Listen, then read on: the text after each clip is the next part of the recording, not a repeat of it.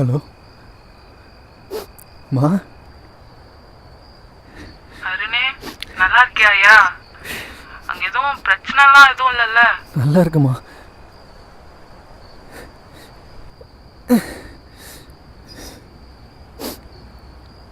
இல்லையா, மனசு ஒருமே அடிச்சிருச்சு, அதான் ஏன் கால் பண்ணேன்.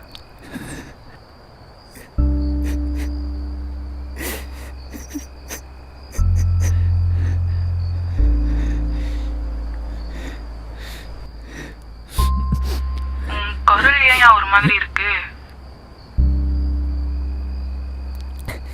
இல்லைம்மா, இப்போதான் தூங்கி எழுந்திரிச்சு வந்தேன். உங்கள் கால் வரவனே தான் அட்டன் பண்ணேன். வேற ஒன்றும் இல்லைம்மா.